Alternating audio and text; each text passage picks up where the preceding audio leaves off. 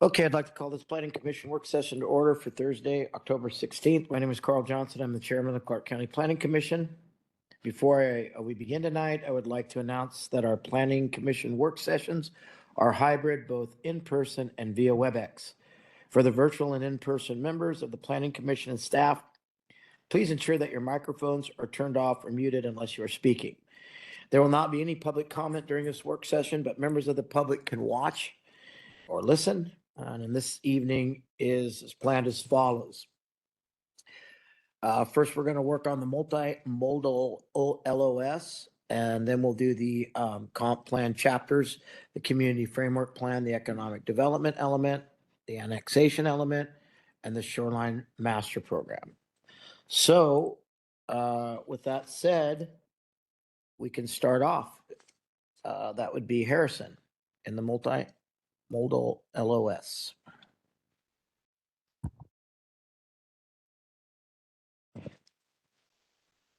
Good evening, commissioners. For the record, my name is Harrison Houston, and I'm a transportation planner with community planning.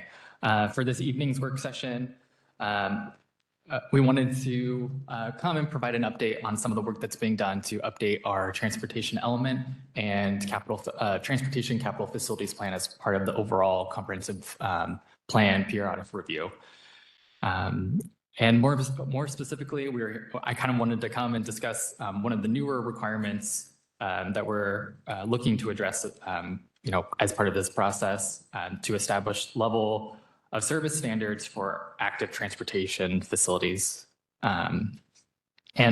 These standards would be used to identify needed transportation improvements for the 20-year capital facilities plan, and then help us provide direction on how to implement those improvements in the future. So before I jump into the presentation, I realize that this presentation is going to be packed with a lot of information. And so I provided this handout kind of last minute, but this is a handout that we used during our open houses back in May. And this is kind of a boiled down version of tonight's presentation in basically one page. So hopefully it's a little bit more.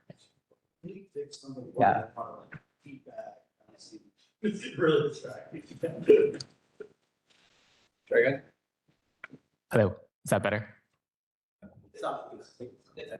Yeah, I think it's better. Okay. Alrighty. So, and with that, I'll have you go to the next slide. Great. So for tonight's agenda, I will provide a quick overview of some of the recent changes that were made to GMA that we are addressing as part of this comprehensive plan process. I'll kind of go over some of those newer requirements and outlines in the legislation that has the requirements for the transportation element. And as I mentioned, the focus of today's discussion will be on one new requirement, which is for local jurisdictions to adopt and apply multimodal level of service standards.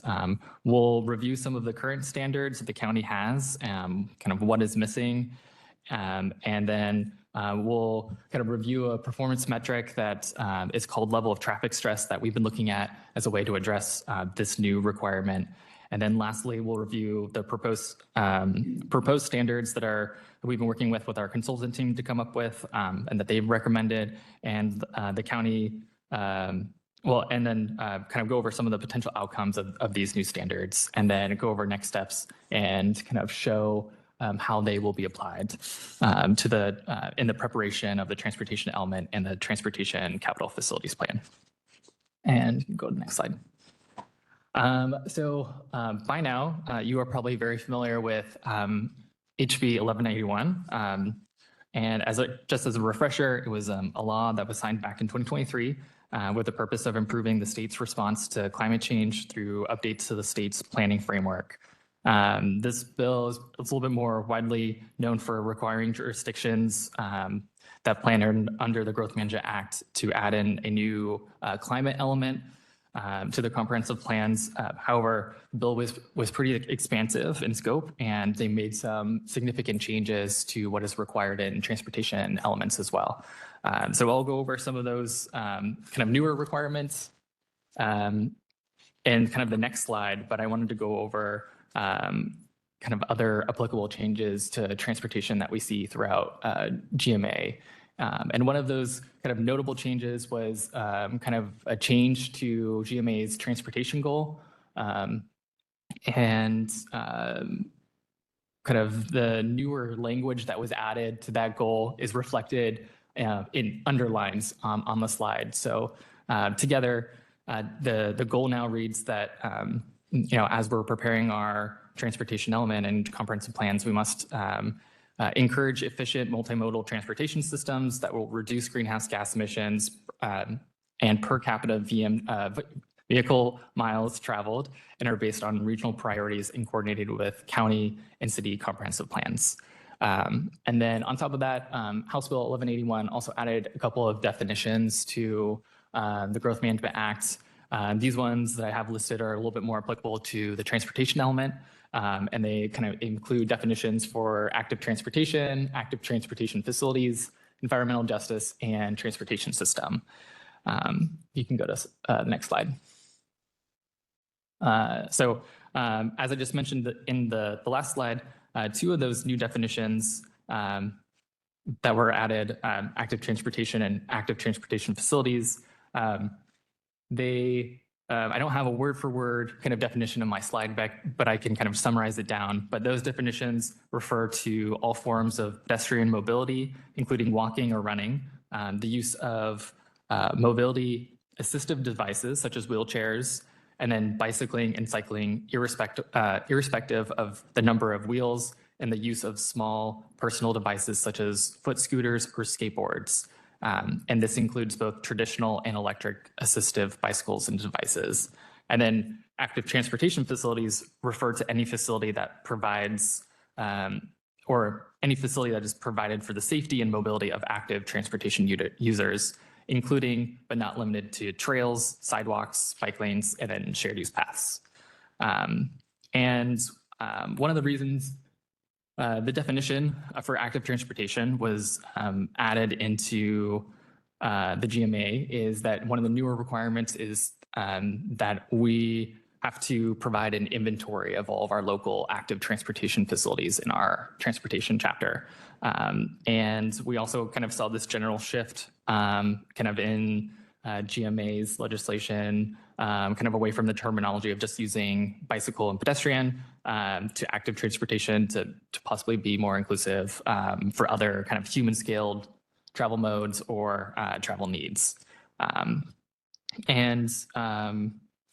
Let's see here. So then the legislation was also amended in a number of places to kind of put an emphasis on planning for kind of a truly multimodal system. So as I kind of pointed out, multimodal has been a part of kind of the original goal within GMA, but I think they have identified a couple places where that wasn't really kind of coming to fruition. And so they've added kind of the language multimodal in multiple places in that section. And so we've also seen kind of added language that puts a greater emphasis on safety as well. And then I've provided kind of just a kind of a quote of some of the newer language in there that was added, saying that priority must be given to facilities with the greatest multimodal safety benefit to each category of roadway user. So again, these are just examples of some of the newer language and the requirements of that we have to kind of follow in preparing our transportation chapter.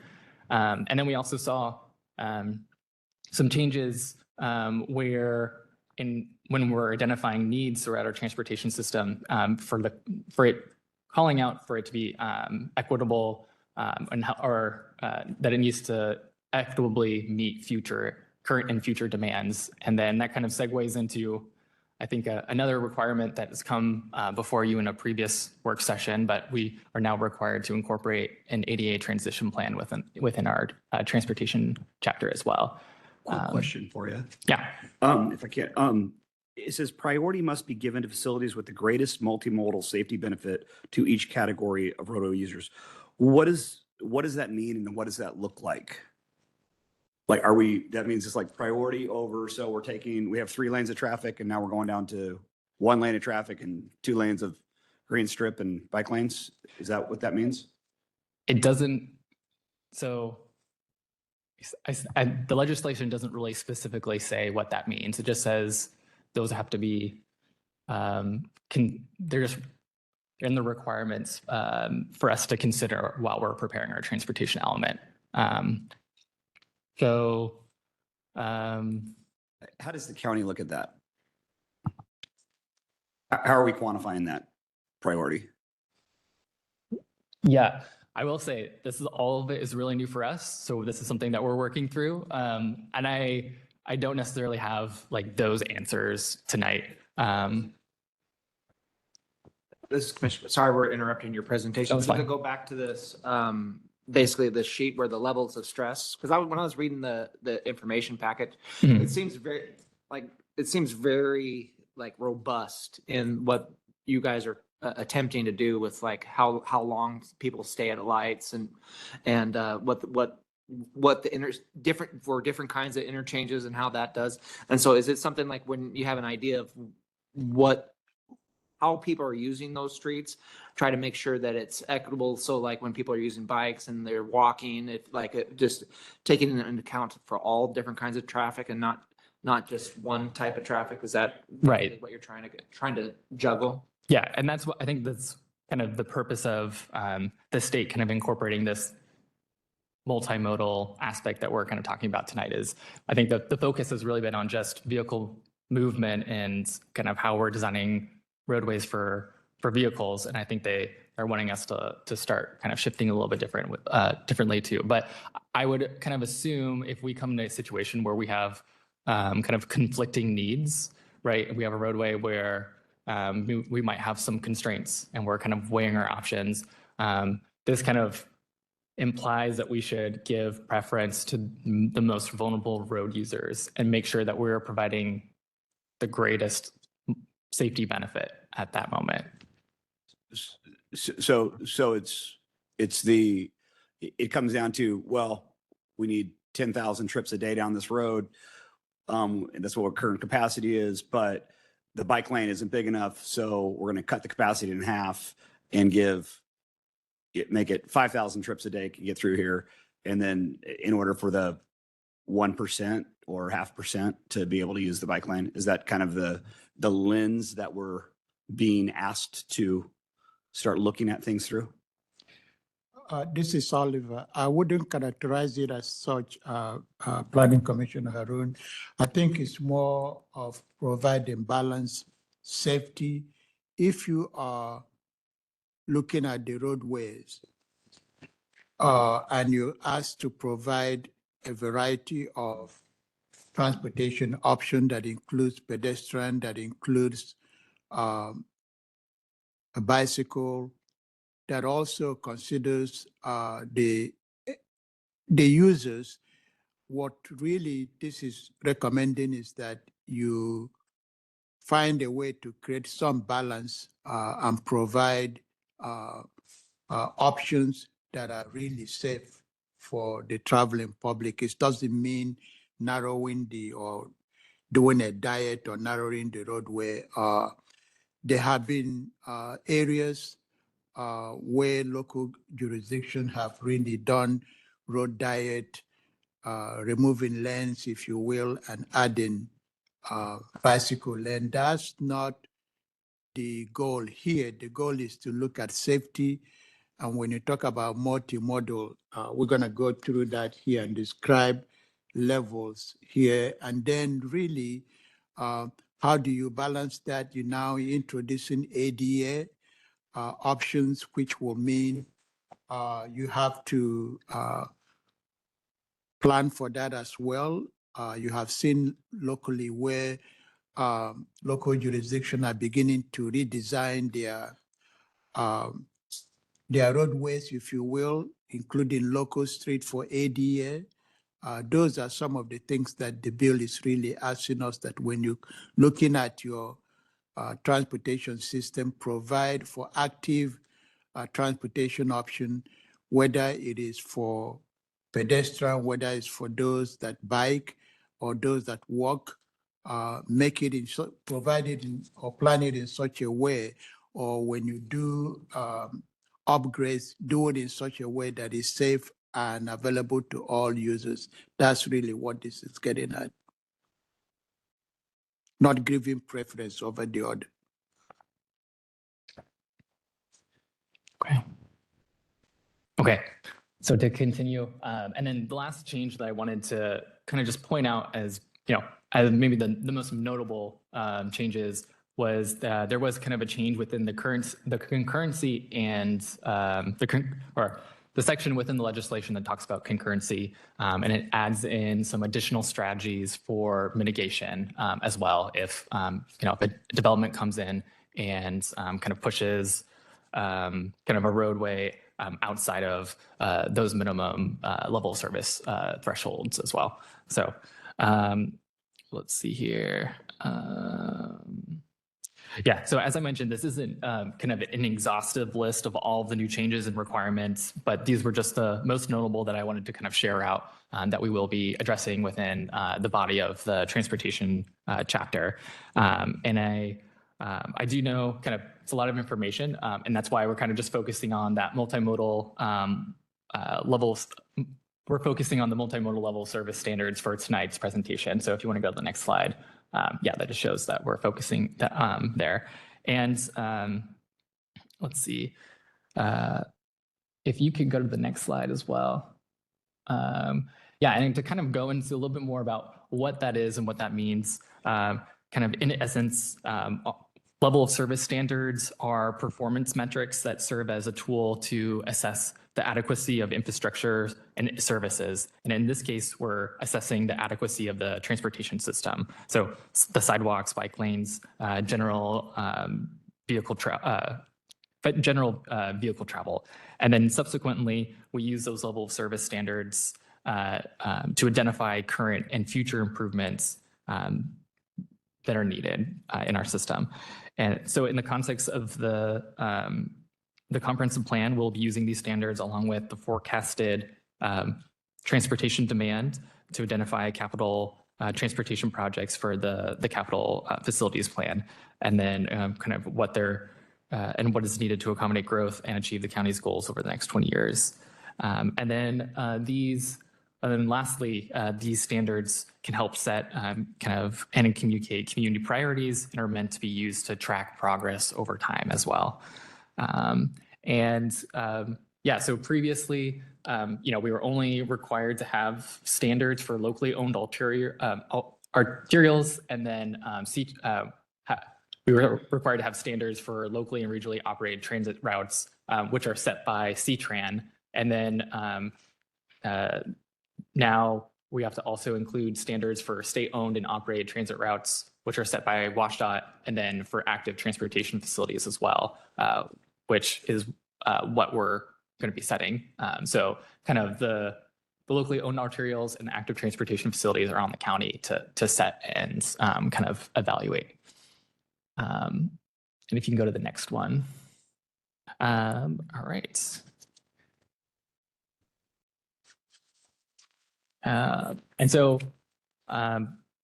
before we discuss kind of what we've been looking at for active transportation facilities, I briefly wanted to go over and review the county's current standards that we have for basically for vehicle travel on our roadways. And this can be rather technical, and I will admit I'm not a traffic engineer, so I'm going to try to do my best to break it down. But we currently use performance metrics that are meant to measure congestion and delay. And we have level service standards for roadway segments, signalized intersections, and unsignalized intersections. And all of these standards are outlined in our transportation concurrency management system section in our code in Title 40, which I've linked in the presentation if you want to take a look at it later. And for roadway segments, we use a metric that's called volume to capacity ratio. And our standards state that no roadway should exceed a ratio of 0.9 during peak travel periods. And this means that if a number of cars traveling along a given kind of roadway exceeds 90% of its design capacity, we would consider that roadway deficient and flag it for improvement.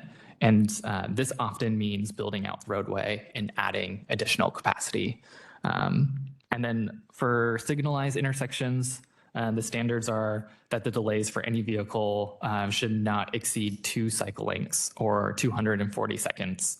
And then for unsignalized intersections, the standards are for an LOS 3 at intersections that meet minimum requirements to justify adding a signal, and then LOSD if the minimum requirements are not met. And I know for most people that probably doesn't mean much, so I provided a kind of a table that hopefully kind of breaks it down across to show what that means. Yeah, so for these standards, we are not proposing any changes to these current standards at this time. However, we might revisit them once we've seen kind of the final results of our regional travel demand model after the land use alternative is selected. And then if you can go to the next slide. Okay, so now I wanted to transition into talking about level of traffic stress, which is a performance metric that we've been looking at to evaluate our active transportation facilities. It's been around for a little while, so it's not a completely new concept. And in 2020, when WashDOT updated their state active transportation plan, they went through a different tools and kind of strategies in the transportation field, and they identified LTS as a kind of preferred metric for grading roadways for active transportation. And since 2020, the state kind of passed their Complete Streets Law, which directs WashDOT to improve mobility and accessibility on state highways. And this law is triggered if a project exceeds $500,000 for WashDOT. And they've committed to basically designing facilities that meet a LTS2 or better on state highways that are located within population centers. Can you say that one more time? So that was a mouthful, and yeah. A lot of... So so back in I don't know the exact year, but within the last 5 years, their Complete Street law basically directs WashDOT if any project of theirs exceeds $500,000 and it falls within a population center and throughout the state, they have to look at how they will basically reconstruct that roadway to meet an LTS2 or better. So that's a commitment that WashDOT has, and that's kind of a mandate that's coming, or that's what they've been mandated to do. And I'll kind of explain. Since 2020 in their active transportation plan, we've seen this concept of level of traffic stress being incorporated into their design manual and also into some of their grant program as well. So the county applies to multiple grant programs through WashDOT, and we're seeing that as they're asking us how we're improving level of traffic stress and what level of traffic stress current roadways are. So we've seen that they have kind of this vested interest in improving roadways for active transportation users. So I don't know. Does that answer your questions for that? Okay. And kind of so boiled down, LTS is a grading system that's based on a user's comfort and perceived safety or stress level. And it's supposed to capture how one might feel while they're using a facility. And the grading scale runs from 1 to 4, 1 being the best and the lowest stress, and 4 being the worst with the highest stress. And as this figure on the slide kind of breaks down a little more some of the descriptions of the type of users that would more commonly kind of use each, like a roadway associated with each stress level. So a level at LTS1 facility would be suitable for all ages and ability. And an LTS2 would be comfortable for most adults. And I think referencing back to WashDOT's active transportation plan, they say that, it would be suitable for children ages 8 and up to be unsupervised on those type of facilities. And then kind of 3, you have kind of it would be tolerable for kind of those who are more enthusiastic or are confident, and it's really only for kind of designed for adults to be unsupervised for the most part. So children being unsupervised would not be recommended on an LTS-3 facility. And then 4 is a facility that you would really only see people who are highly confident or kind of using out of sheer necessity. And in order to kind of grade these facilities, LTS uses this objective and quantitative assessment of roadway characteristics that affect safety, such as kind of the existing facilities that are on the ground, traffic volumes, target traffic speed, and then the number of vehicle lanes that are also on the road as well. So if you can go to the next slide. This is just kind of a quick visualization that WashDOT has on some of their materials, but this kind of shows what type of roadway would it be associated with each stress level. You can go to the next slide. Okay, so we're on 10. So last year, WashDOT released some interim guidance on how local jurisdictions could address these new multimodal level of service standard requirements. And they've recommended to move forward with setting an LTS2 or better as a standard for bicycle and pedestrian facilities across all place types. We, as part of kind of our process, we've hired a consultant, and that's helping us with developing our capital facilities plan. And so we walked through with them kind of different options and looked at different kind of multimodal programs throughout the state to look at how other jurisdictions have done it. And we've kind of come back to using this level of traffic stress as the preferred performance metric that we would use to evaluate our roadways. And kind of the reason why that we've kind of landed on this, it's simple, it's easy to understand and transparent. It's easy to visualize and kind of show on a map and kind of show the existing conditions. We found that it to be a pretty flexible and adaptable kind of tool to use. And then it's also consistent with state and regional guidelines and standards as well. So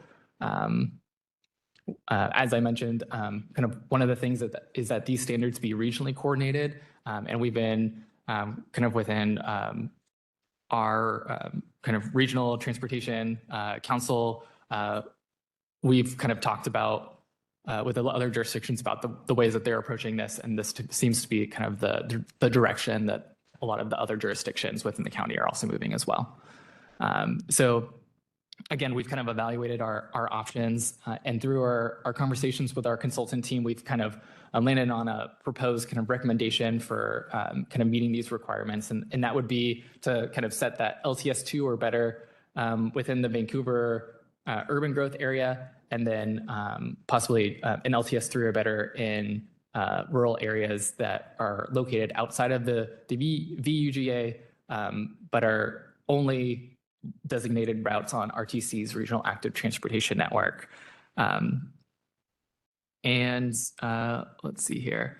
And so kind of going through this process, we understand that we provide we provide those critical connections between communities, and we know that folks want to be able to travel between the different cities and have different options. However, we have a very large geography, we have a lot of constraints, and so we just don't think it would be kind of realistic and practical to kind of apply that LTS2 standard kind of everywhere throughout the county. And we thought by taking this, by tying kind of the rural areas to RTC's active transportation network, it would be kind of more of a collaborative approach with the cities. And they could over time help us with designating those routes where they see would be needed by kind of their residents as well. So if you go to the next slide, this right now, this is just a picture of RTC's regional active transportation network. This was something that the board adopted back in May.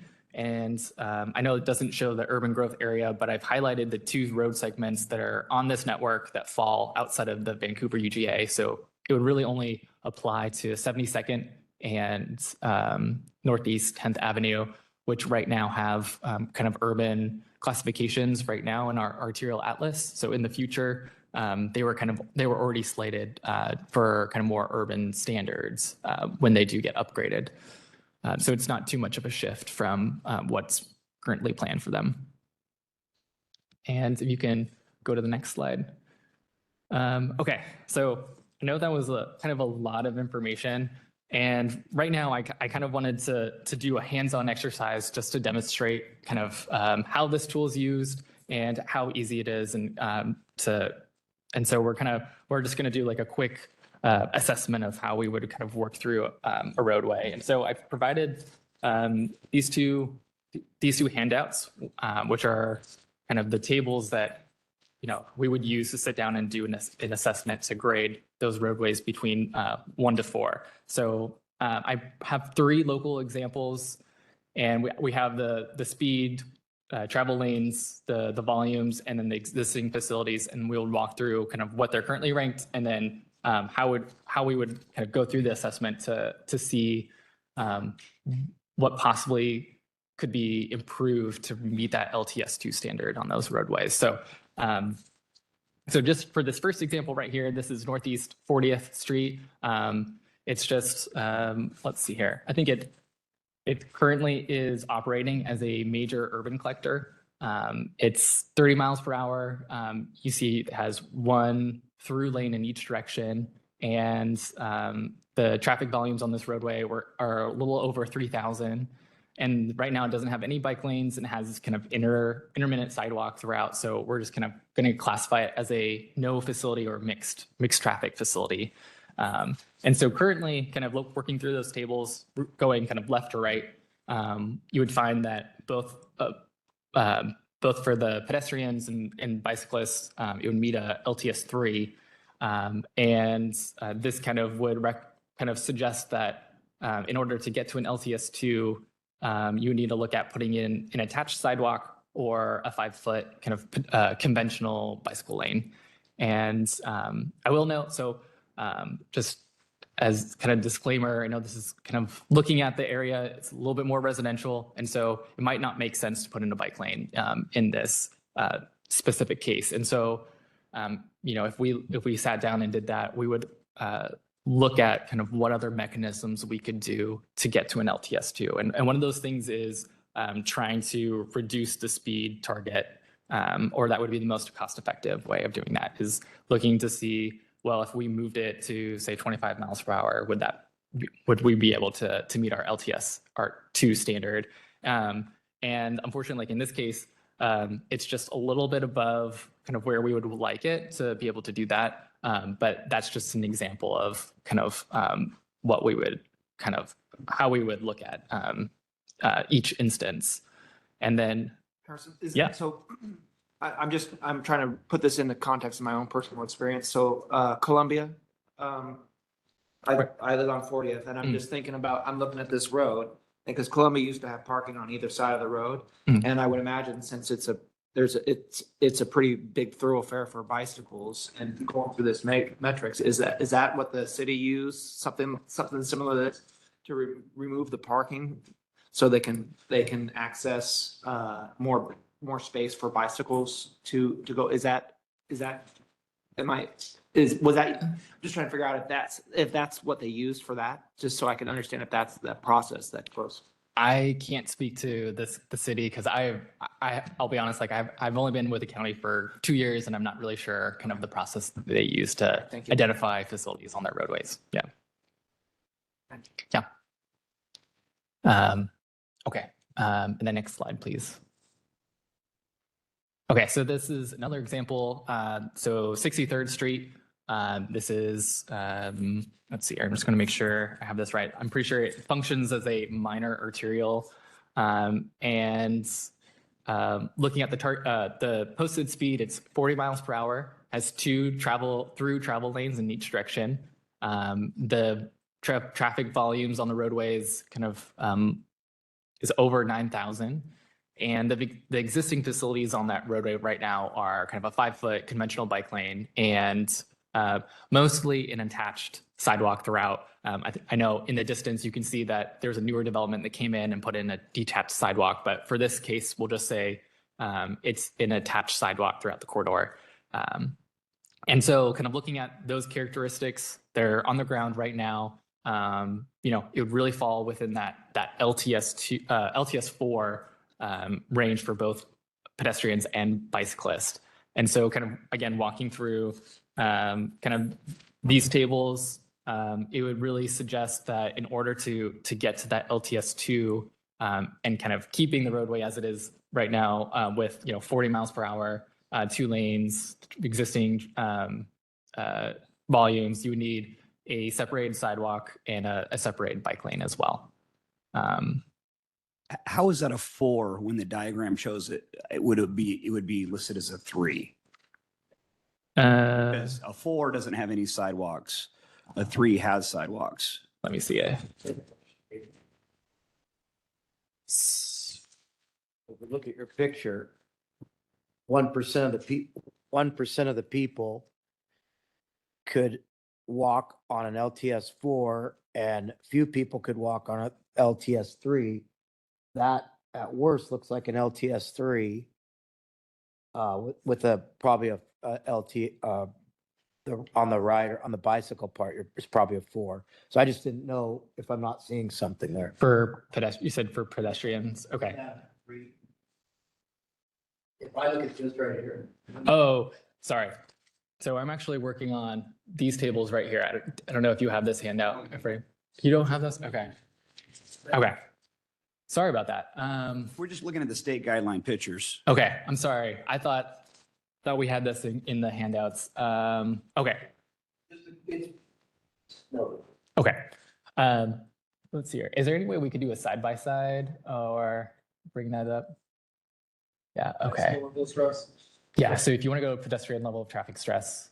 So it's a separated bike lane. Is that where they have like the little, like on Columbia, would that be considered a separated bike lane because it's got bumps and stuff? Yes. Okay. Yeah, so in WashDOT's design manual, the way that they define a separated bike lane, so it could either be removed from the roadway entirely, so kind of a shared use path, or it can also, or it would have any type of vertical separation within the roadway that provides some level of physical separation from the travel lane. So buffered bike lane would just be strictly paint on the pavement. Yeah.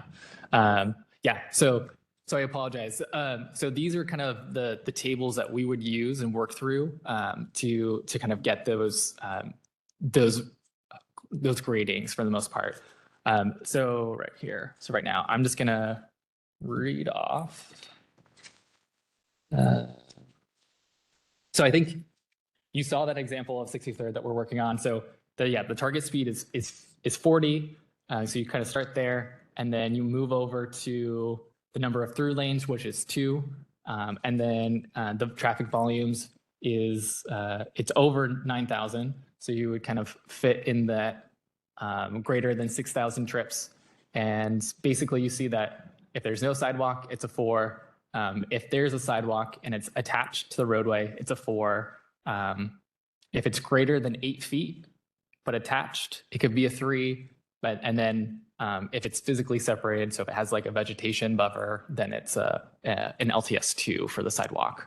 And so they are different for each facility type.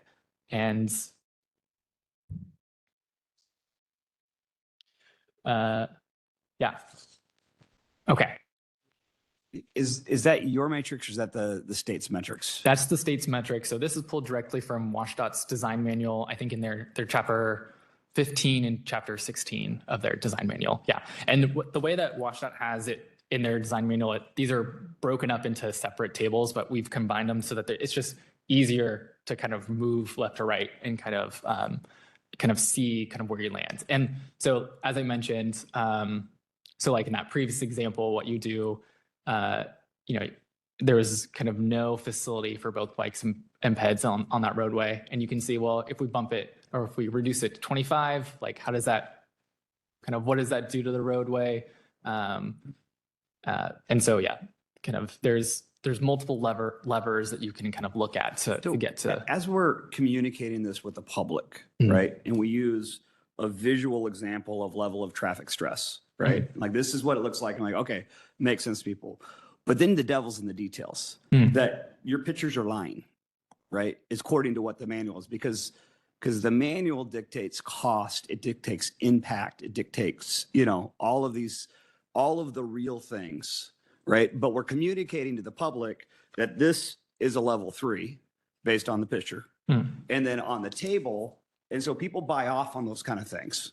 And then on the table, you're like, well, not actually. Now we got to take another lane of traffic and we got to put a different thing in because that actually isn't an LTS 3, it's an LTS 2 or it's an LTS 4. And it has real world consequences. So it's not just a picture. So if I wouldn't use that picture if it's not reflected in the reality of the actual design guidelines which we're held to. It's disingenuous. It's not being truthful of what the county's being held to by the state and then showing a picture that's not that isn't that. Does that make sense where my concern is there? Yeah. So, and I'm not saying you guys are disingenuous. I'm just saying that the state is showing one thing as a picture and then the community then buys off on it and then is held to a completely different standard in the actual design guidelines, which then have some really significant impacts on traffic flow and quality of life. So. I will just mention, so this graphic right here is something that we've pulled from WashDOT. This is kind of a graphic that they use to communicate this concept. And I understand kind of the examples that we looked at did match that LTS 3. However, these graphics don't account for some of the other things that this does, including traffic volumes, traffic speed, that we can't capture within a graphic. So That graphic's just basically a simplification. it is. Yeah. I'm just saying it just feels very Well, inaccurate. I mean, From it would be good to maybe footnotes. footnote that there's a metrics that we're using, but Sure. this is a simplification. Yes. Yeah. That can actually be an LTS 4 and need to be, because Yes. this is, I mean, we're only talking about a street with 40-mile-an-hour speeds. I mean, it's not a really high speed street, right? Target speed is 40. So it starts encompassing almost all of our lanes if that's an LTS 4 that has any of those kind of facilities. So within the county. So it's, and I've seen this picture. I mean, I've been in a lot of meetings on bike lanes and traffic and stuff. So I've seen this and it's shown and then people buy off on it. And then I'm seeing the technical stuff. And then this is the first time I've seen the technical stuff. So yeah, thank you. Yeah, you're welcome. Okay. So if you're interested in maybe doing this kind of more exercise at home, then I would recommend maybe pulling up those tables. They're linked on the meeting grid, and then you can go to these 3 slides and kind of walk through them together, kind of with these tables. And I'll just go to the next one as well. So again, so I provided kind of a variety of different existing types. So this is an example of Highway 99. And even though Highway 99 does have, those painted buffer bike lanes, working through because of the speed and the amount of traffic that Highway 99 does handle, that all automatically knocks it over to an LTS 4. And so really, this metric kind of suggests that with any roadway that's handling that much traffic with that much speed, it needs to be a completely separated facility. So having that vertical separation or having that vegetation buffer with the sidewalk. Okay, next slide. Right, so as part of this, as kind of looking into level of traffic stress, we looked at with our consultants, what our current system looks like. And so I gave this presentation back to council back in end of June. In that presentation, I provided a table that did, I think, our entire system. But this is just reflective of the areas that we're recommending that these standards be applicable to. So again, the Vancouver UGA and those few routes within the RTC's active transportation, active or regional active transportation network. And so if you go to the next slide, so kind of with that LTS2 or better standard, we'd be looking at the kind of the roadways that fall within LTS4 and LTS3 as, flagging them for needing future improvements. And those would not meet the standards. And so if you go to the next slide, Jeff. So this is just some graphics of kind of a system-wide analysis. And I know these are static maps and really hard to look at. So I'm going to take over the screen really quick, and I'm just going to pull up an interactive map that we were able to put together that kind of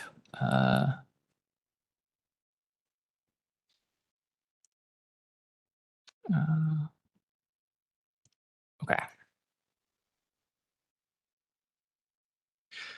So we can kind of toggle through these and kind of look at them a little bit more, but this is kind of our system-wide analysis for pedestrians. And this really just looks at where sidewalks are currently, or where they currently existed throughout the county as well. So kind of as we do this, this is a very high level analysis, and it really is dependent on the quality of data that we currently have. And I will say getting good quality sidewalk data is really hard. So we kind of worked with what we had, and this is kind of showing us those areas mostly where sidewalks aren't. And then we also did, this is kind of a system-wide analysis for kind of bicycle level of traffic stress. This kind of looks at, what is existing on the roadway, and then with the existing conditions, what those roadways would be ranked. And so, Sorry, Harrison. So the color coding, does that signify anything? I'm sorry. Yeah.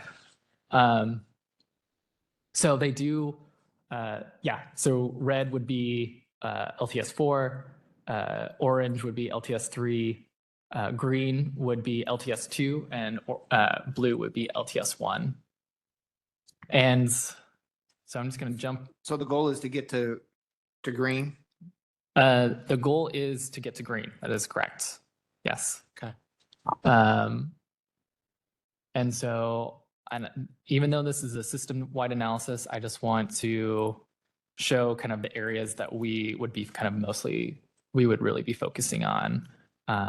So again, just the Vancouver UGA and those two routes located outside of the rural areas. And I think this is the pedestrian level of traffic stress. I'm going to toggle those off.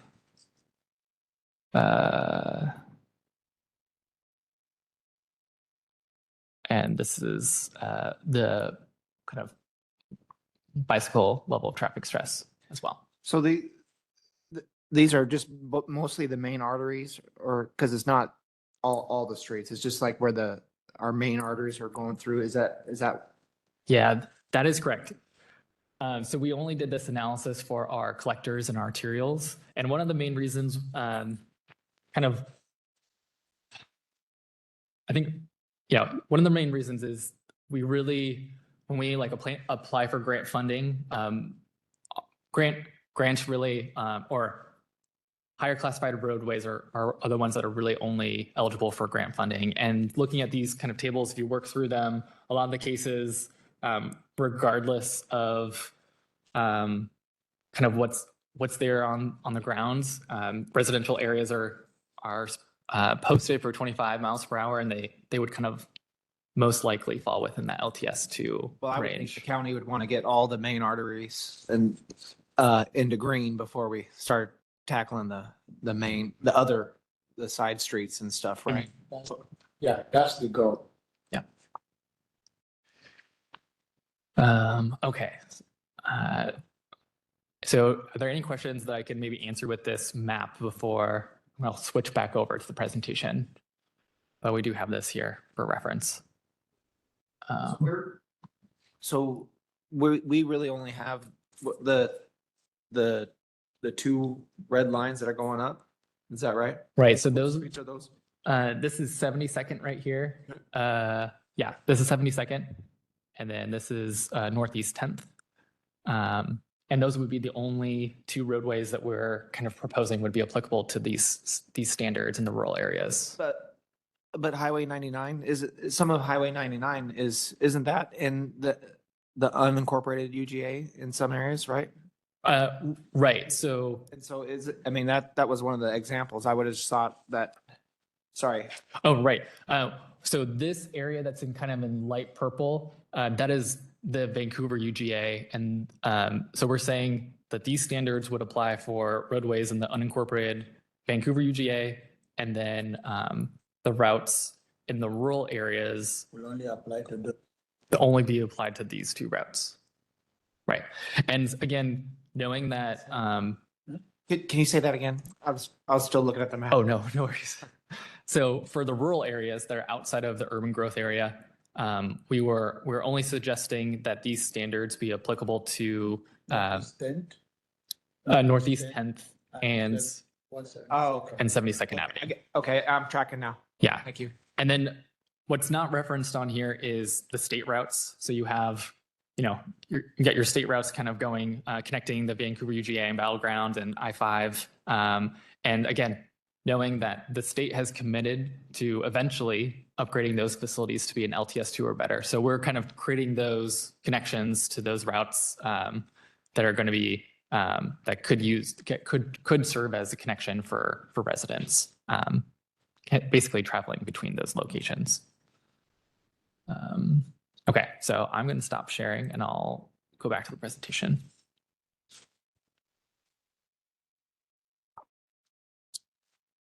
Okay, we can go to the next slide. I'm almost done, I promise. Yes, so as part of this, we've also kind of talked through with our consultant, kind of the potential outcomes of these new standards. And so they've let us know that, of course, it's going to include some new and expanded projects in our 20-year CFP that might just include walking and bicycle projects. So just projects that add in sidewalks and bike lanes. And then, of course, they've let us know, anytime that you add additional design components to a project, you're going to have, your costs are going to go up as well. So they've let us know that those there'll be moderate increases for those project costs. And so we'll be going through kind of our current CFP project list and kind of evaluating if they are currently plan to meet those new standards. But I will point out, so some of the newer projects the county has completed, for an example, the Northeast 99th extension from I think 94th to 117th. That happened, I think, within the last 2 years. It's a minor arterial with shared use paths on both sides. That's an example of an LTS2 facility, and I think the county has been naturally moving in that direction with Northeast 179th. They have plans on having shared use paths on both sides of that principal arterial. So again, it's kind of, the county has been kind of naturally shifting towards this. Haddon Parkway's got the bike, not in certain sections, like in certain sections. Yeah, like past 205. Yes. Yeah, they have that regional trail kind of That's what you're talking about there. along. Yeah. And so, yeah, the county has kind of naturally been shifting in this direction, but I think this is just kind of cements that commitment to, really providing those facilities that, that most people feel comfortable and want to use. And then, of course, this will kind of require us to look at our roadway design standards and update them to make sure that when we are constructing new roads, it would be kind of, meeting this LTS2 standard. And so we'll be looking at our street and road standards and then our cross-section drawings as well to see, where we can allocate space to accommodate for that additional separation, or, basically, well, this is kind of an old presentation, but in kind of further conversations with our consultants, we might just be moving in that direction as like a standard practice for all of our arterials of removing the bike lane from the roadway, and basically all new development where the intention is to design it as LTS two. What, like, that's just the way, that's a requirement. So that's what it's going to have to be.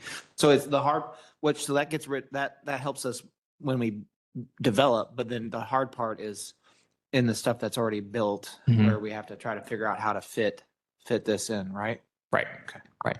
Yes. Yes. That will be definitely the tricky part of doing that.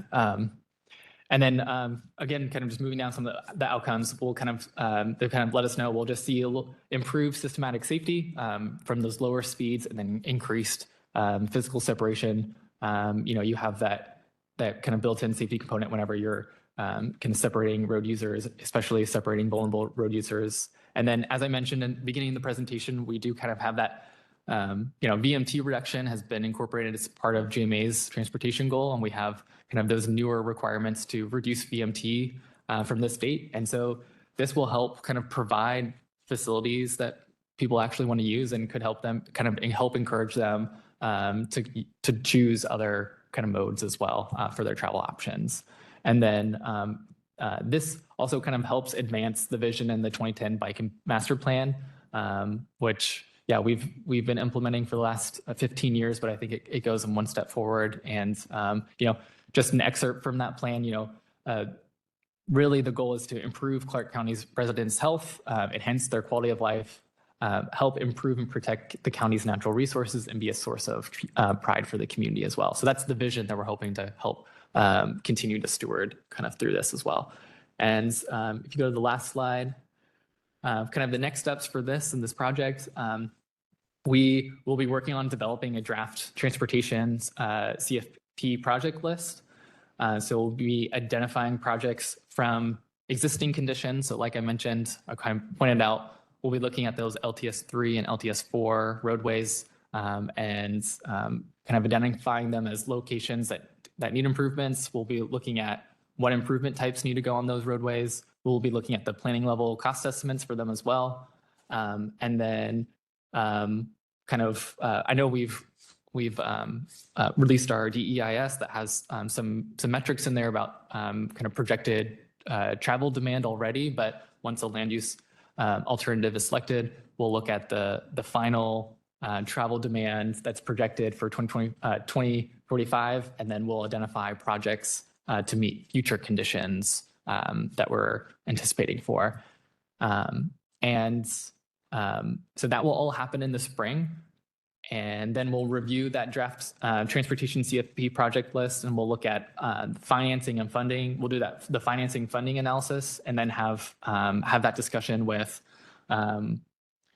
council. And then at that point, we'll look at if any adjustments or if we have to revisit any assumptions or even these standards to see if if we just find that we financially cannot do this, then that's the time that we come back and we reevaluate it and make any tweaks if needed.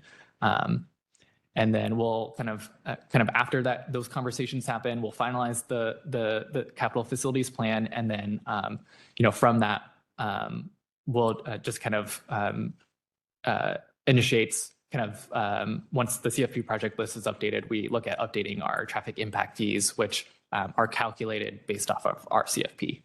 And that has to be updated within 6 months of the adoption of the comprehensive plan.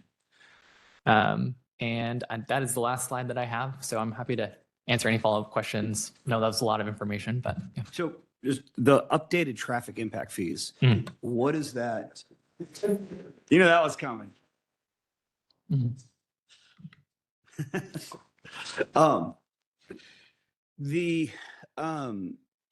What does that mean? So because when you have the traffic impact fees are supposed to be proportional to the impact of the traffic on, for whatever the impact is, right? The residents, the commercial, whatever. If we've added a grab bag of additional goodies that we want to include in a traditional roadway, like multimodal users, land takings, whatever you guys calculate, because now we need more right away, and we got, is that what we're looking at doing it when we quote unquote update traffic impact fees. So they go from, you know, X to, you know, a multiple factor of X. Is that kind of what we're looking at? Sure. So one thing I will say, so when we've been looking at how we're going to be updating our cross-section standards with our consultants, you know, we've made it known with them right off the bat that we want to really make sure that we're working within the current right of way that we've kind of asked for in our current cross sections. And so we're trying to allocate that space to see how that happens. And really it's like taking the 5 feet of the bike lane and just moving it to the left of the planar strip. And it's really not impacting, you know, that right of way space all that much. But really the impact fees, you know, whenever we update our capital facilities plan, cost estimates change, and those cost estimates that are listed within the CFP are kind of the basis for how those fees are calculated. So anytime we go through this process, more projects get added, and it's just because we're growing, you know, we need additional infrastructure, and whenever there's, you know, project costs increase, the fees are gonna. Harrison, when were the TIFs last updated? Yes, so the TIFs were last updated in 2022. And so we've seen that construction costs have increased quite a bit since then. So naturally, we're going to just see a bump from inflation because we're going to be updating those project costs in the CFP. So that bump's happening for inflation purposes, regardless if we add or subtract projects from that list. Yeah, yeah, absolutely the inflation, but it's the adding, because I'm assuming you know, I've seen stuff where the county's putting in, you know, pervious sidewalks. They're putting in, you know, there's things that have some significant cost increases that are beyond a traditional, you know, structure. And but so I'm just asking for clarity because I think it's, you know, but the new baseline is going to be based on creating off the capital facilities plan, which will include all of the new requirements along with the new goals.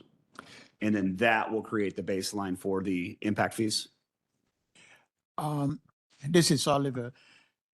Technically, no, because the calculation of the impact fees is based on your identified needs. In this case, it would be if there are new roads identified, that would be part of the calculation of new impact fees. Just putting in a sidewalk wouldn't lead you to increase in the traffic impact fee, for example. So your traffic impact fees is technically based on the project that you have identified that needs to be built to support the growth, because you're not using it to remedy existing deficiencies. So that's really the focus of looking at our CFP, looking at what additional infrastructure or roadways will be needed to support the growth. That will be the basis for reassessing the impact fees.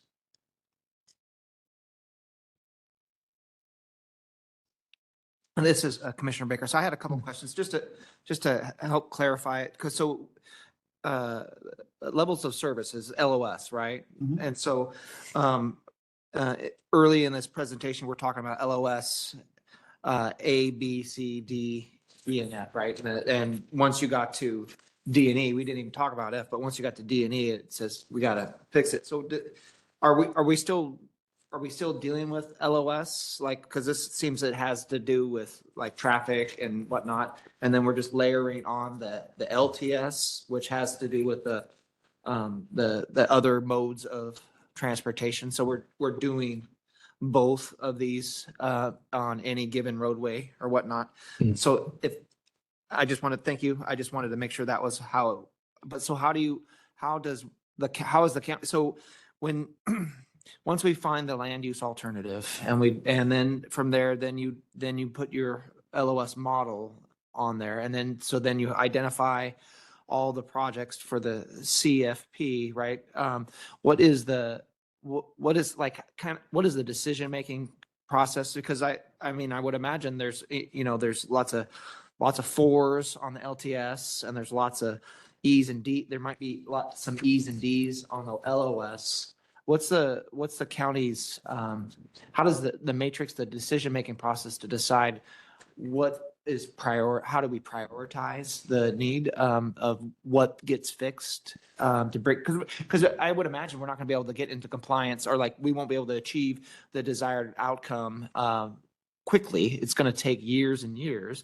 And so I'm just curious on the decision-making process to prioritize these projects in the CFP when we get to that point. Yeah. Remember that, first of all, what you will have is your 20-year list. And then it is from your 20-year list that you go down to your 6, which you can then be able to say, this is how you're going to fund it. And that comes before the Planning Commission through the TIP, and then eventually to the council. But to broadly answer your question, this is part of the conversation, but all will depend on whatever the preferred plan is, and that will form the basis to identify what level of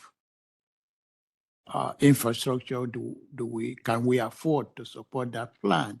And in the past, we've come up with I believe a price tag.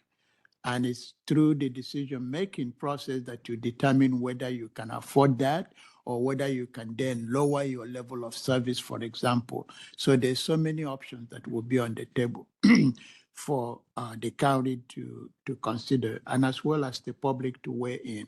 Because as Harrison was going through, all this depends on acceptable level of service that the community wants to accept going forward. Then, so I had a couple different other things as well. So, is there a strategy for like alternative paths for like redirecting? Like if we have like how does the county go about, like if we have a Patton Parkway that doesn't have the road, the bike path on the side, right? The bikes go they go someplace else. Is there a strategy involved where they're in some sections, like I don't know, Highway 99 where it's level 4? Is there a way? Do we put them on, like, is there side street options or other types of options to make it safe but keep I mean, I'm just curious on the process on that. Yeah, so I will say, I know like the Federal Highway Administration, they provide some pretty good guidance on like on bikeway selection, and I can forward those resources. But that is kind of one recommendation that they do provide is if you look at your roadway and you physically cannot get the facility that you want, you look at kind of parallel routes that could help facilitate that traffic instead. So we kind of anticipated that, and I think we've come to the commission earlier with the transportation goals and policies in the comp plan, and we did recommend kind of one policy of where if we found in situations where we identified that we couldn't meet these new standards, to kind of the next steps would look at alternative routes at that point. Yeah. Thank you. I think most of all of my other questions were answered later on in the presentation. So I appreciate it, Harrison. It was well done. Thank you. So I'll jump in. Not so much a question, but a comment. And I think that reducing the traffic stress where appropriate is, and as much as possible, is very important. Where I have some concern is creating a requirement that level 2 has to be reached for any, I would take it, for any major capital project, it sounds like, right? Any road redesign. I kind of have some firsthand experience where the city of Vancouver has something similar. they have to reach a level 2 stress design for many road redesigns that they do. And because of that requirement, and especially with the speeds that we have in the county, you pretty much have to have the detached bike lane and sidewalks. And because of that, you are greatly increasing the impervious surfaces. Then you start running into issues with storm water. And like Jack said, then you start running into permeable pavement, permeable concrete, increasing costs. Because we don't have, I mean, a lot of the roads are the old county roads, right? And we don't have the right of way width there to put in a detached sidewalk, a detached bike lane, stormwater improvements, and then the road itself. And so I have a concern there of creating this requirement that anything going forward has to be the level 2. I think that can we not, create a plan and put it where it's appropriate, but not force it on every single project going forward? So my understanding is that it's not every single project. There were roads that Harrison showed on his map to which this will be applicable. And as far as those roads go, these rules would apply. But it wouldn't be every single project. It wouldn't be other roads. Am I right? I mean, looking at the map, it looks like pretty much every collector and arterial in the UGA at least, and yeah, I'm not saying it's every single road, every residential, but it's going to be, according to that map, every major street in the UGA, other than what's owned by WashDOT. Is the state requiring us to have a goal of LTS2? They are not requiring us to have a goal of LTS2. The only requirement is to establish a multimodal or a level of service standard for active transportation facilities. And so, yeah, I mean, like the city of Vancouver has these requirements, and as someone who's worked on the designs in the city, trying to meet the requirements can be they're very restrictive. It's hard to meet, and it could cost go up quite a bit. And so, an example I use is like First Street. I don't know if you guys have been on it since it's been redesigned over by Costco in East Vancouver, but it's kind of a funky design, and a lot of that was because of this complete street program. The requirements that we put in, and because they did a blanket, every project has to do with this. And so I have great concern putting this in the county as well, because it's already, I've seen the additional requirements it causes just developing in the city. And actually, if I could go back, so to answer your question, Jeremy, so WashDOT is not requiring an LTS2 standard. However, I will mention, RTC, which is our the Southwest Washington Regional Transportation Council, recently they have been going through an effort of trying to standardize the roadways that they find regionally significant kind of throughout the region. And as part of that process, they are, I guess it's kind of more of a recommendation, but for them, they are asking that all of our roadways, for the most part, kind of align with this LTS2 as well. So what we're seeing is this is something that is being pushed by our funding sources.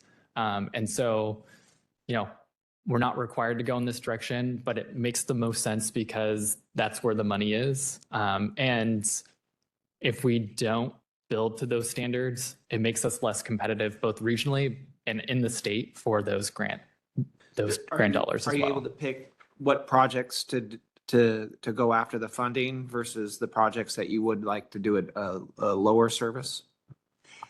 Typically, we will go after projects that we think can qualify for the funding, yes. And the complete street Yes. gets you some points or, elevates that project to funding. But we're not requiring that every project meets the complete street requirement, even though the county did adopt the complete street standards. Yeah. Okay, yeah, and that's kind of. Because I can, sorry. I think that's good to do it on more of a project by project basis, especially when you're chasing the funding, where I know a lot of the federal grants require. Yep. These multimodal transportation.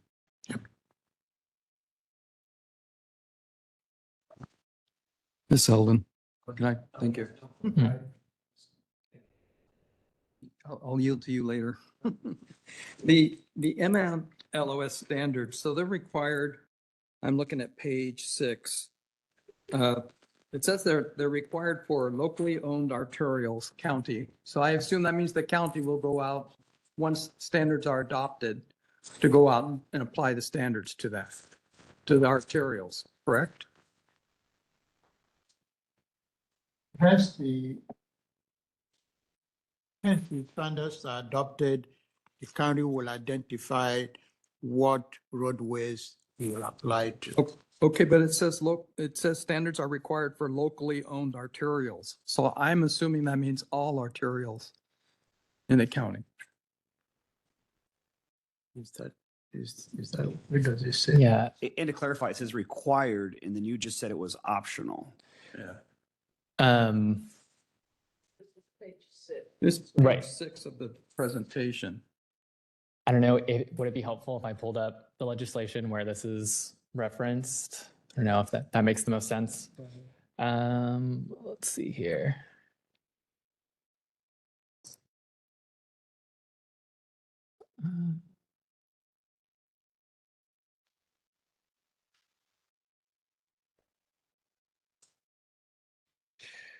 So I do know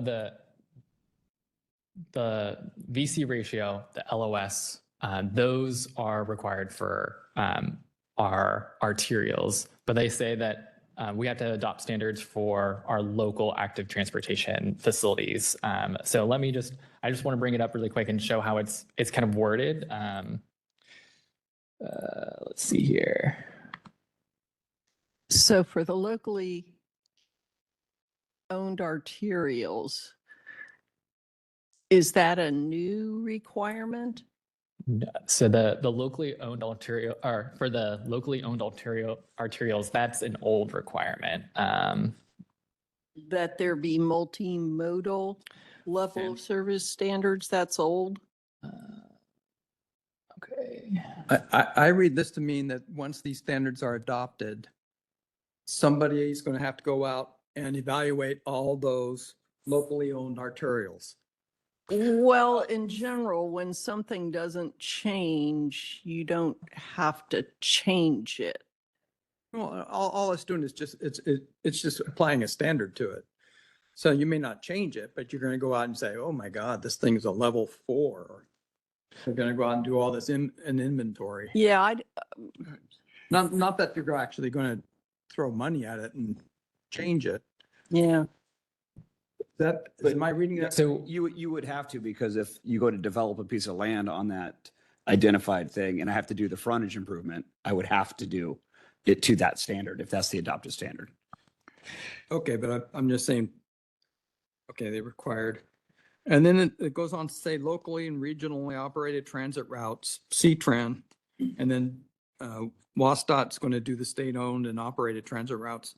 Are they going to be applying the same standards then? So we have a countywide uniformity in how streets are evaluated? So for them, those are going to be, again, so because it's multimodal, so they're going to be different metrics for each mode. For the transit related ones, they look at different metrics, and those are usually related to stuff like passenger delay or like access to transit. So they look at the number of populations that, or the amount of population they're able to serve with their current service, or like where their stops are located. So it's really asking that we have standards for different modes. And the way that this is kind of lined up, it says all locally owned arterials, and then it says active transportation at the end. So And it also says that serve urban growth areas. So how does that but tie in? I mean, I'll defer to you, Chris, but the locally and regionally operated transit routes that serve urban growth areas. Urban growth area. Right. All locally owned areas that serve urban growth. Right. That's a big difference, right? Yes, Yeah. yes. So again, the Harrison, what's the statute there? um, RCW So 36.70A. this bullet point that says locally owned artillery should say locally owned arterials that serve urban growth areas. Is it 070 or is it something different? Oh, sorry. 070. That's your urban. Yes. Not- 07. Yeah, because it's in that, and with it said Okay, that serve okay, okay. urban. Then growth. it's that under makes a big 6. It takes- Yeah. Right. So the locally owned arterials. So that's kind of the older language, and that's usually what the current the current level service standards apply to. So the VC ratio of 0.9 and the LOS for the signalized and unsignalized intersections. So that's generally what we have applied for our locally owned arterials. And I know I don't know if you read the DEIS yet, but within the transportation section, they do outline the intersections and the arterials that are expected to not meet the standards that we currently have in all 3 alternatives. So if you're interested, you can see which ones are projected to fail with the 2045 scenario. I think go ahead. Well, I'm still, so C-Trans, they already have multimodal standards that they, So generally, their service standards will be I'm not talking about service standards, multimodal. The where- level of LOS is level of service. level of service. Yeah. And those are usually defined in their transit plan. So I know C-Tran right now is going through their C-Tran 2045. So those their preferred service standards are going to be outlined in that document. And then we usually, in the comprehensive plan, reference that document for their service standards. So again, since we don't have jurisdiction over their service, we don't set them. It's C-Tran who's setting their own service standards. Go ahead, Jeremy. I got one more thing, but I can't remember where it So, left it off. yeah. I feel like you've been put in the hot seat a little bit, trying to on good stuff. So, but it really is important as far as the, I think what Kyle brought up is really just an ideal point as far as having flexibility in the code language we adopt. I will not support an absolute, this is the standard, type thing without any kind of flexible achievement or economic feasibility or, looking at additional alternatives, because I think it can just hem the planners in so much. I mean, we're getting tagged with the city of Vancouver stuff from a 1996 plan, and they're like, well, you could have commented in 96 on it or 2006, so the things that we adopt have very long lifespans, and they have a way of really creeping into code and creating just like, well, it should have been a $10 million project. Now it's a $60 million project because because we didn't give ourselves any flexibility, in what we adopted. So that's kind of what I'm, thinking about. But Yes, I totally agree that we will strive for some flexibility. And as we adopt our road standards, we often take a look at those road standards and modify it as is necessary. This is an issue of a level of service standards, as I mentioned earlier, where whether it's the county council or the community believes that Before we used to have like level of service A through D, and I believe the county adopted level of service C, if I'm not mistaken. And in some arterial or roadways, we said F is okay, right? So I think that is where flexibility comes in. You're not gonna make this uniformity throughout the urban growth area, but I agree with your observation, Alden, that when this says locally owned arterials, this is within the urban growth boundary. Locally owned arterials, they're various classifications. So we might say, okay, principal arterial, this applies to you. Minor arterial, it doesn't apply to you. That's where the flexibility comes in. But remember that what you have in the urban area is existing roadways that you don't go often to redevelop unless you are, like say, you reclassify that roadway and then you decide to build it based on that new classification. So that's how some of these standards will apply when you are, for example, making improvements. I agree with you, whether it's frontage improvements, to build it to the locally adopted standards. But that is how this is going to work. And you got to look at it in terms of what is the new standard that we have to build towards.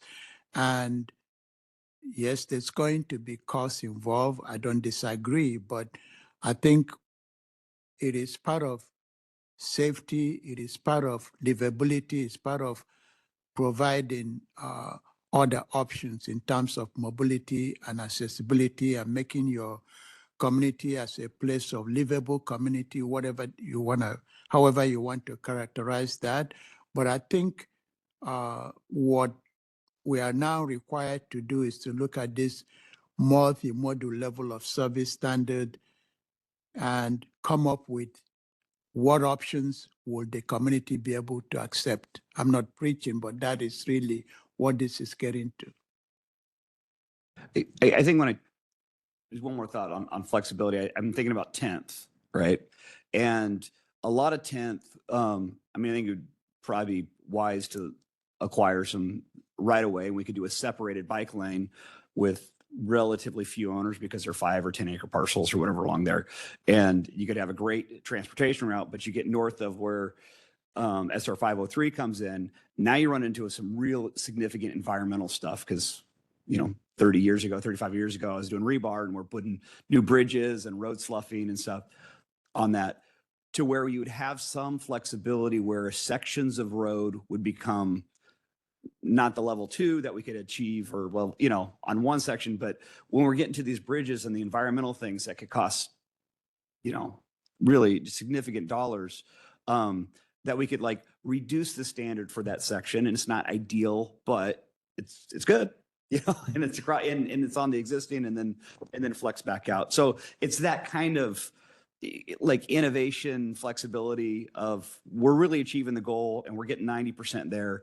But sometimes that last 10% blows the budget. And didn't you mention that in your graph and chart? So like to your point, if you get a choke point or whatever, maybe there's other options of like reducing the speed limit or maybe put some signs or lights and stuff like that to help achieve some of those goals, right? That's correct. And I know that there are some roadways in the county where completing a sidewalk is not feasible. You don't put it just for topography or just environmental constraints. You don't. It doesn't mean that you're minimizing or lowering the standards. It's just that it's not going to be practical to do so. So that gets to your flexibility question. I've seen some areas along Highway 99 and some other areas where just putting in sidewalk is not feasible. And you don't do it because it's just not practical to do. The same is true for some areas where you can no longer further widen the road. You can see some road going from 4 to 3 lanes or from 4 to 2. Those are some of the flexibility that you bring into the construction of the road just because of what you dealt with, either topography or some other physical barriers that you adjust for. It doesn't mean that you're lowering or no longer building to the road standards. It's just those practical obstacle will warrant you to do something, totally different. When you guys, when the transportation, they develop their infrastructure infrastructure, I would imagine some of the calculations, where do we get the best result for the amount of money we spend? And then that goes into the calculation, how we prioritize at all, or? Of course, yes. Yeah.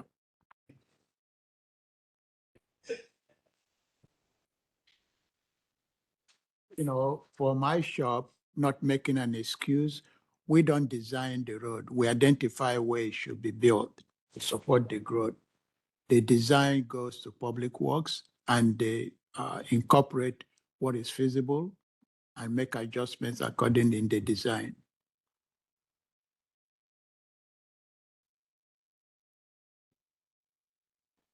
Any other questions? Harrison, thank you for standing in the fire. Appreciate it. And it was a great presentation. I know you've got just limited amount of information in some areas, but it's always tough to come in front of this group sometimes, but I appreciate your work. We really do. So thank you. Thank you. And I will say this is all new for the county. So there's a lot of kinks that we're ironing out along the way.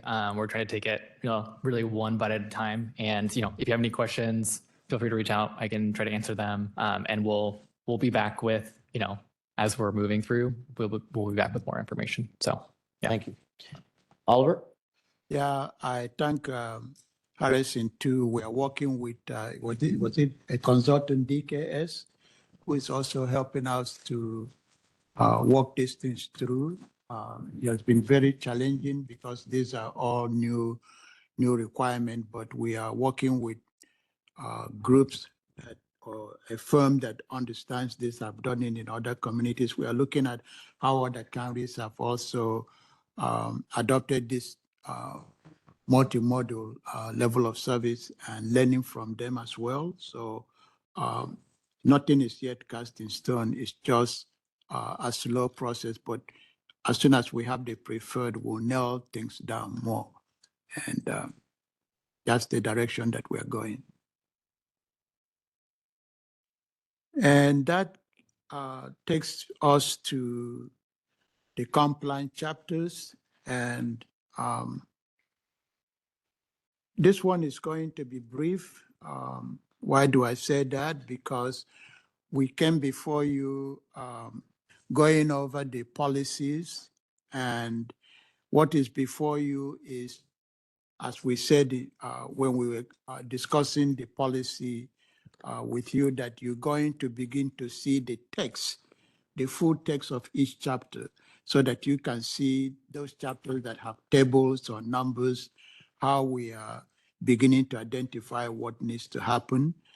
And again, the selection of the preferred will further guide us in any other additional changes that may be made to existing compliance chapters. The first one we are going to go through is the community framework plan. You have seen all the policies, so we are not going to revisit those, unless if you still have questions, we might refresh your or see how we have addressed those concerns that you may have. But the community framework plan was adopted in 1993. That was the first action that the county and the community took in setting what the vision of the community would be in the next, well, when this was adopted, it was supposed to be for 50 years. There are no changes proposed in the community framework plan. Often when we go through the plan update, the first question we ask is, should the community open the vision document and go through a process to revisit whether the vision still hold, or whether we should take a look at updating that.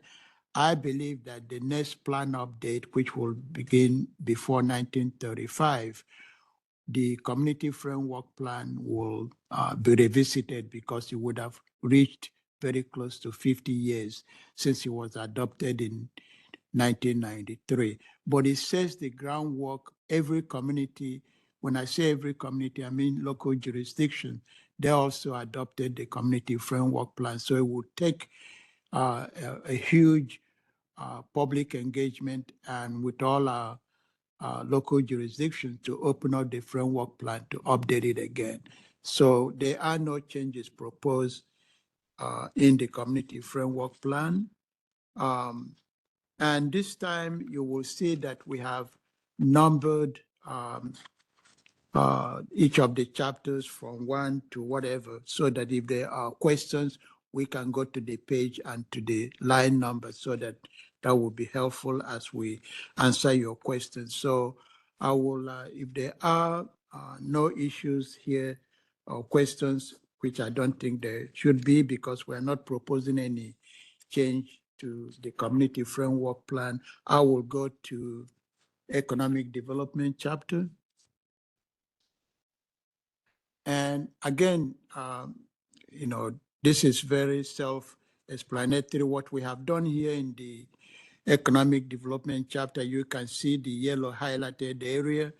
What we have done is just rewrite the introduction of this chapter.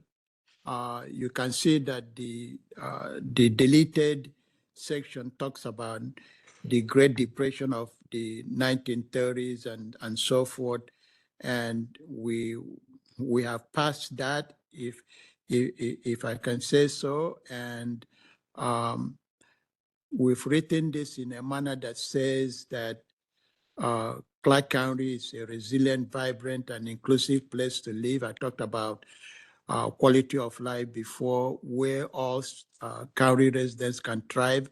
So you can see the rewrite of that, which is more, how will I put it, uplifting and reflective of a community where people want to live, work, and recreate. So that is the change that is made from line 4 to 8, deleting line 10 through 24. And as you go through the chapters, you will see that no other additional changes were made, except on page 6, from line 4 to 11, we have incorporated the climate bill policies just to touch upon the relationship between that bill and economic development. That is really what line 5 to 11 is the purpose of doing that, and incorporating the relationship between the climate element and economic development in terms of resilience, reduction in greenhouse effect. So that's the addition to that page. The rest are the policies which you have seen before. If you look at policy 9.1.11, it is the same as 9.3.4 on page 9. So we recommended when we went through this to delete or to strike out 9.3.4. So that's the only change made to the economic development chapter. And then moving on to annexation element. Annexation is one of those issues, or I won't call it issues, but the county supports annexation. I think if you listen to a couple of weeks ago, I will call it months now, the city had a work session with our council And the directive there was to continue dialogue with the city as it relates to annexation. So by law, cities are required to annex areas that are within their urban growth boundary. But they don't have to annex They don't whatever is in their urban growth boundary. But they can't annex anything outside. That's true. Thank you, Chris. That's true. If you look at the, in the case of the Vancouver urban growth boundary, we have a huge unincorporated area that is within the Vancouver UGA that the county is managing. The city, I would say maybe a couple of years ago, was very aggressive in the annexation process, and they have slowed down for a variety of reasons. And I think they want to resurrect that conversation again and maybe work on the annexation blueprint, identifying how they will be and what areas that may be of top priority for them to annex going forward. But for this chapter, which is an optional chapter, there is no recommended changes. We came before you indicating that this provision on page 2 dealing with subsection of 2.12.2, the area between, which is known as Fisher's Well, that no longer really exists.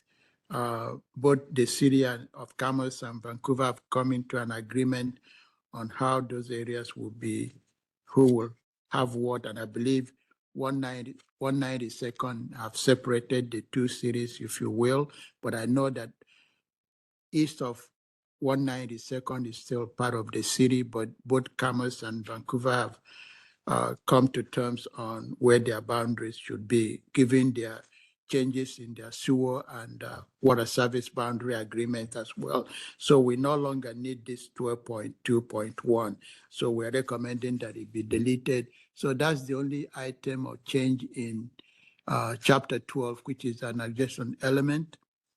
Similarly, you're seeing the Shoreline Master Program.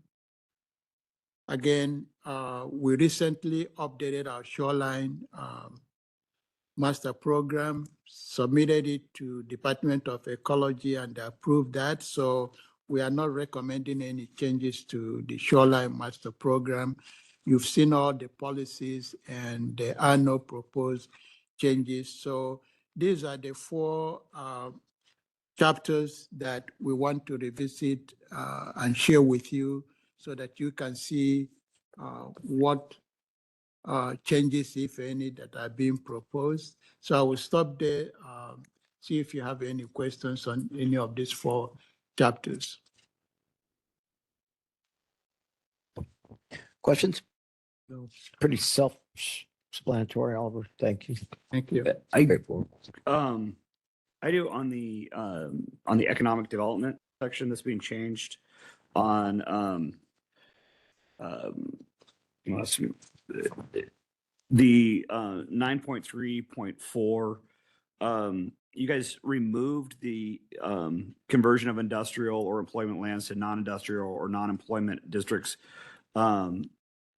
It's so what was the logic behind pulling that? Because it looked like the original language that's been stricken was to protect and preserve employment lands. And then now it's that there's no longer a goal. No.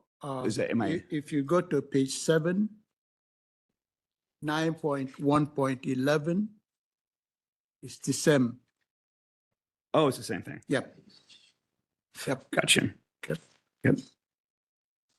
And then on when we have a lot of this superfluous, I call it good, language on the climate goals being incorporated in the, we're on the line 7 from the first page. It's like environmental resilience to climate change. And I know that's like, we're kind of dovetailing that into later sections, but, encouraging development of green jobs, which maybe just encouraging jobs, but, is that going to start hamstringing us in some areas with the environmental justice? Because there's just in my mind, a lot of undefined parameters in some of that language. And I don't understand what it all means. Justice might actually be defined in GMA. It is defined. So it's not undefined, at least that one isn't. Right. We covered that in past work sessions. No, we have. And so I just, when we get to our economic stuff, I start getting a little squeamish about putting some of this stuff in there that I don't understand how it necessarily relates strongly to the economic development of our community. Good point. What this is saying, there is no policy here. If you go to that page 6, it says incorporate climate change into economic development strategies. And it just says that this is a true statement that in 2023, the legislature added a climate change and resilience goal to the GMA Chapter 14. Climate element includes information on topics and includes most climate policies. I'm just reading it out in the comprehensive plan. Some of these policies relate to economic development in support of green jobs, resilience to climate impact, and support for reduction in greenhouse emissions and environmental justice. The goal and policies in the economic development element should be implemented consistently with the climate change and resilience goal and climate elements and policies. So I don't disagree with you, but as Chris indicated, this is just acknowledgement that the climate bill strategies and policies, as we look at future economic development of the county, those component of resiliency and reduction in greenhouse emissions should also be part of what should also be considered as we develop economically going forward. I, I will assure you that the climate bill wouldn't stop economic development. It wouldn't stop, creating job in Clark County. It may be a different type of job. It may be a different type of facilities that we see in the future. As I've said in the past, companies here in Clark County, whether it is the private sector or utilities, they're all working towards greenhouse or new industries or looking at playing their own role as it relates to reduction in greenhouse effect.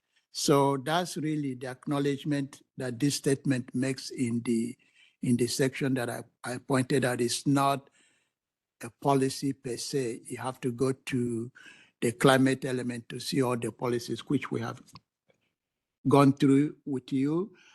The definition of environmental justice is all, we've said we put it in the grocery so that you see how it is defined. I see. This seems like the simplest way of acknowledging that there's a climate element that we need to refer to. And so this way, instead of going through all and just mark it up, this, that, hey, just go take a look at chapter over there Yes. and then come back. Yes. All right. Thank you. No questions? One final comment is just FYI. No, do I have that? Let's see. Oh, here it is. It is, I think I've shared this with the Planning Commission before. The draft environmental impact statement is out. We provided 60 days for public comment. We also are meeting starting today from 4 to 6 on the third floor of this building. Yeah. Providing we are there, my staff is there just to answer questions. It's another way of public outreach and providing opportunity for the public to come ask us questions. And so it's from 4 to 6 every Thursday. We'll be starting today, and that will go on until November 20th. Did you get much response today or? I have to ask that when I go down. So, but we provided an opportunity. I'd be curious to see how invested the community is in this. Yeah. Have there been many comments submitted so far on this? Yeah, we're receiving comments. It's coming in. Yeah, but we don't. I haven't looked. Are they in our? I think. Yeah, the EDA. Two so far. Okay, yeah, we're receiving comments, but we. Okay. Yeah, but yeah, those we are separating comment relating to the comp plan, and then those relating to the DEIS, so that we can work with our consultant to answer them. That's part of the process. And then we are continuing, as I've mentioned before, we have a consultant, Eco Northwest, who the county have entered into contract to conduct the ag study. They are doing that work. There will be a second workshop also at the Battleground Community Center on the 28th. So you're welcome to attend and ask them questions. It will run from 5:30 to 7:30. So you're welcome to attend. We believe Battleground Community Center is, I would say, centrally located. So It's close to my home. I didn't choose it because it's closer to your home, sir, but I know, I've seen you there before, so I welcome Planning Commission members attending when we have workshop, so you can see who is attending, what they're saying, and participate as well. Very soon, we will be coming back to the Planning Commission and begin to prepare you for the selection of the preferred, because that's going to be the major one. But the agricultural land study, that study is due November 4th. And then we are going to have a work session with the council on November 12th. That will be the consultant presenting that report or the outcome of their study to the council. That on the 12th, yes. So it's hard to, I can't believe it that it's already October 15th. November 12th. November 12th is a Wednesday. Yes, it's a work session, yes. Oh, Council. County, okay. Yes, council work session, yeah. So I'll stop there. Just want to brief you on those things that I believe you should know. I was going to say that the open house and Battleground was nicely attended. There were 80 folks there, and lots of them stayed for an hour or more. So there was a lot of interaction, a lot of conversation back and forth. Yeah, it was very good. The county council meetings on the 12th is in the evening, or it's in the morning? It's like, Work session. It's at 9 in the morning. Okay. Okay, thank you. I wanted to thank you for having that open on Thursday. I think that's a really cool. I mean, at the very least, you can say, look, for a month or 2 months, we've been in the building for you specifically to ask questions and being available. So I think it's really a great thing for the county to do. I think it's great on your part. So. When are we meeting next? That's a good question. We might be sometime maybe this week in November. I'll see how many times. So we'll let you. I don't know whether I will. We are not really running it, so we do our best to see what. Coming with. Is the transportation chapter being worked on then, or is there, or, We are currently working on it, we will be fine because we want to see what they can find. okay, Whether we need new facilities, some, if so, how would that relate to, because it's the same firm that we're working with us at the capital facilities company to support whatever. so we probably won't see any update on that until next year, Is likely. probably.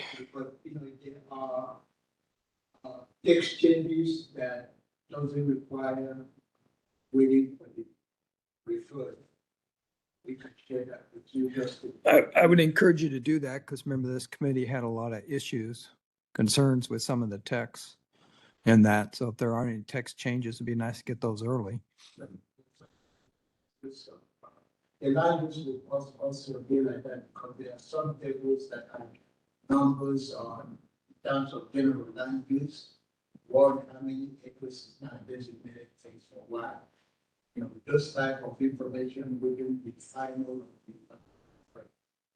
This is it. Okay.